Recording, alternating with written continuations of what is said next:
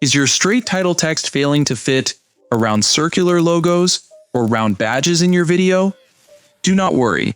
In this CapCut tutorial for beginners, you will learn how to curve or bend text in CapCut Mobile to create stylish circular captions. First, open your video project, tap on Text at the bottom toolbar, and then tap on Add Text to type your title. Now, select your text layer, tap on Style, scroll the Style menu to the right, and tap on Curve. You will see a curve slider. Drag the slider to the right to bend your text downwards, or drag it to the left to curve it upwards. Adjust it until it fits your shape.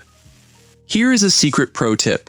For creative CapCut video editing, select your curved text, tap on Animation, go to the Loop tab, and select Rotate.